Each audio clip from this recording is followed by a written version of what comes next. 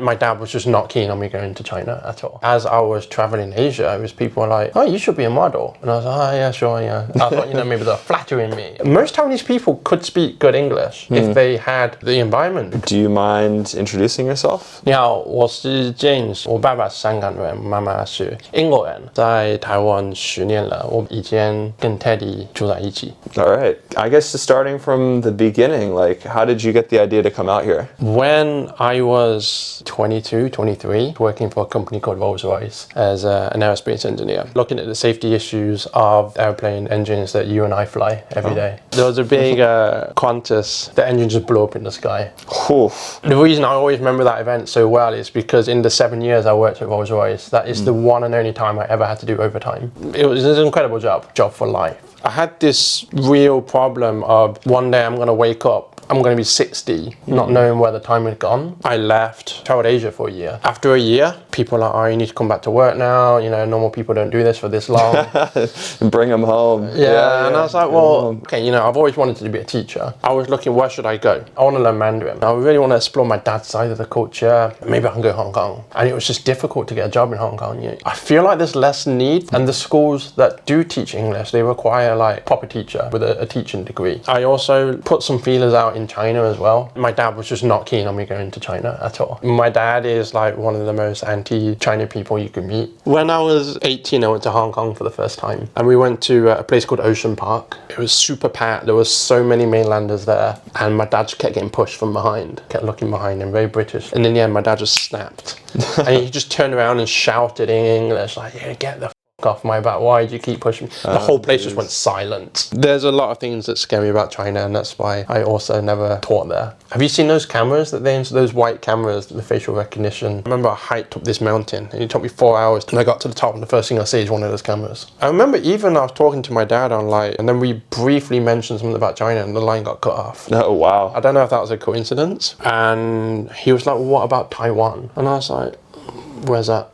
What's that? This was how he described Taiwan, which isn't entirely true, but he said Taiwan is what China would be like if it wasn't taken by the communists. But there is some truth to that, but also I think Japan had a big influence on Taiwan. And so because he mentioned it, I came to visit to see how it was. I'll be completely honest, I don't think Taiwan's that great for visiting, but Taiwan's a pretty cool place to live. So I went online, did some like 100-hour online English certificate Get some thing. Paper, yeah. And I realised I love kindergarten because we were standing up, we were playing, we were running around. They were laughing, having fun. And I was like, this is what kids should be like. But I hated anything above that because it was literally just kids, sit down, shut up, listen, do your homework. And I'm thinking these kids have been sitting down all day and they finished school and now they're going to do bushy band. And I just hated being part of that system. Was teaching or learning Mandarin more important for you at that time? I think teaching was. And Mandarin was like a secondary that I thought I would just pick up. Got the environment, it'd be fine. But I was in a classroom only speaking English. So by 1 year, I'd learned how to say, 我要这个谢谢.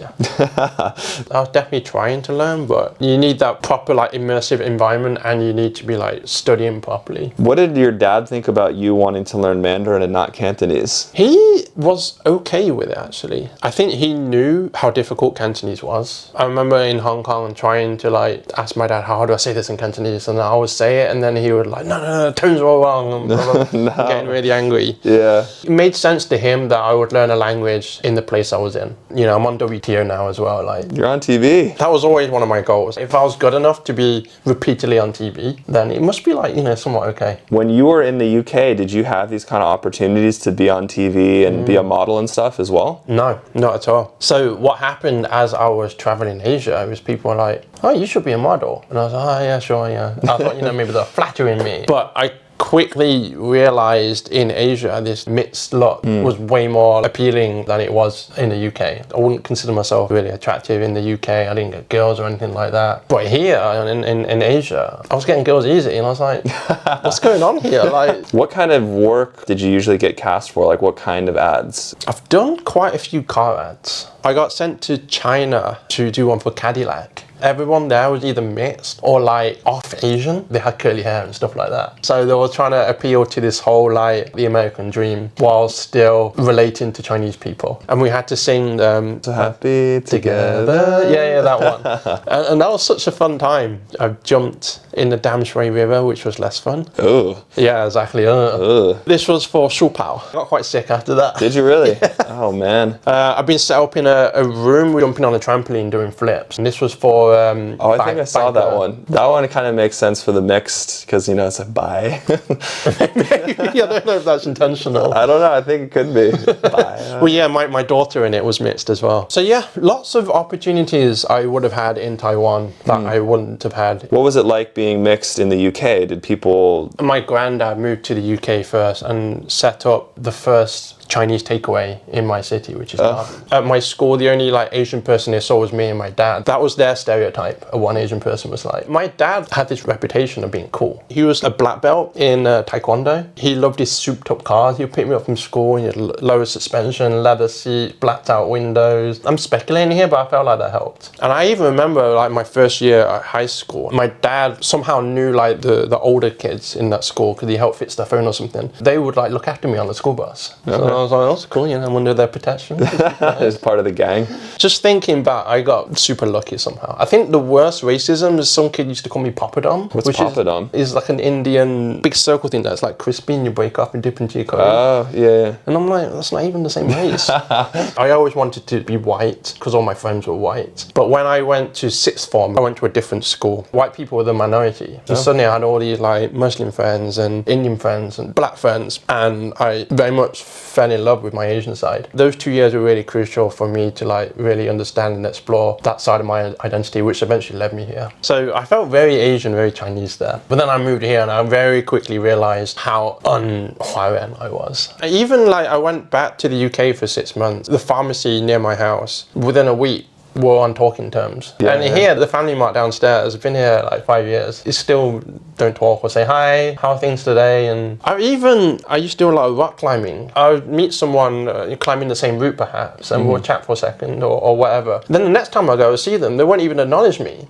I'm like, was that a whole lie? This is just culture difference. Yeah. And it's just something I have to try and understand and try and accept. It's insanely difficult to make friends with Taiwanese guys. And originally I thought it's because I didn't speak the language. I even asked, cool, I was like, do you have Taiwanese guy friends? He's like, no. He's like the king. Yeah. The king. No, he doesn't either. Wow. The alternative to not making friends with Taiwanese guys is to make friends with foreigner guys. Yeah. They all leave. I'll leave. Even the ones that say they're going to stay, they leave. No, your heart gets broken every day. It does make it tough to live here sometimes because I'm just not culturally or like language fluent enough. It piles up. I'm sure you felt it sometimes, especially when you lived in Taidong. I don't know how you managed that. I was very close to leaving as well, and then had my daughter. You'd be surprised how much your world changes when you have kids. Like your outlook on life. Like, UK's fine, it's safe. Just don't take your phone out when you're walking in the street. No one's gonna snatch it. To now having a kid, like, do I want my daughter in this kind of environment where she could get stabbed for walking down the wrong street? She can get robbed for having her phone out. Yeah, in Taiwan, you could get hit by a car, maybe. That's like the worst thing. But people aren't malicious in Taiwan. People don't maliciously take your stuff or maliciously hit you with a car. They hit you because it's convenient for them to go and they think you shouldn't walk. I still worry about education for my daughter. I still think Taiwanese education is far too much pressure. I do wonder how much of it is parents' expectations on the kids. If I have very little expectations of my daughter, not in a bad way, but like, enjoy your life, have fun, I don't expect you to get A's all the time, would she have a better time? I think the pressure from other kids would be so high that they would get caught up in the system too. And I've noticed myself get caught up by other parents, even though I said I wouldn't. So do you feel like the way that you're raising your kid is sometimes different than like the parents that you hang out with? Mass majority of Taiwanese people our age had authoritative parents, and they don't want to pass that along. They don't want their kids to feel how they felt when they were kids, but they're not sure what else to do. But it almost swung in the other direction. They were being overprotective. Climbing this, for example, most parents will hold on to the kid the entire time, and I'm like, stand there, spot them, and let them climb up and struggle. And when they start crying and stuff, no, you can do it. Like, push yourself. Life is hard sometimes, and you're gonna learn by doing hard things and failing and succeeding again. I'm very explorative, and you'll see me like jumping on walls with Olivia and my wife, like, okay, maybe do this here, please. Overall, we're in like 95% agreement on how Olivia should be raised. The big thing that shocked me is Taiwanese people don't give their kids chocolate because it contains sugar and caffeine. The idea of even giving them chocolate is like you just offer my kid Coke for them, like cocaine. What's your take on screens? No iPad until I had a kid, and I was like, it's got to be done sometimes. If I've got a work meeting and Sonny's busy, watch Peppa Pig for 20 minutes. TV is also a reason why her English is so good. And she tells me she prefers English. What language do you like? I like English. We went to Australia. Does she say that to your wife? Like, I like English better? Yeah. Only if she gets asked. She wouldn't just like come out with it. What language do you guys all speak together? Prior to moving to the UK for 6 months, my wife and I spoke mostly Mandarin. Then we went to the UK and we're like, let's just speak English. It's rude to speak another language when other people can't understand. And because we were living with my mum, my wife's English was just skyrocketed. Most Taiwanese people could speak good English if they had the environment. There's so much input in there that just needs to be unlocked. Very quickly, my wife's English surpassed my Chinese because of all that, bushibai and everything that she did when she was a kid. And then on top of that, I wanted my daughter to speak English, so I only started speaking more English. But she's slowly, I feel the last 6 months or so, she's prioritizing Chinese because she's getting more involved at school. I'm not worried yet, but we'll see. It's very easy that she could go complete Chinese. I've seen kids in other countries being embarrassed by their parents' language before, in America and the UK. English is different in Taiwan. English here is seen as like prestigious and international and like good. It's also seen as exams and mafan. There's two things that could get me to move. Number one is my daughter's education, and number two is China coming here. Do you feel like the risk when you first moved here 10 years ago and now is different? Good question. I wonder if it's something I just became more aware of as I lived here. But no, I don't think anything's going to happen. But they could take it the way they took Hong Kong. It was sad to see, but I was also very aware that a lot of Hong Kong people want this. Chinese culture. 中国人是 Yeah, 我们5000年的历史.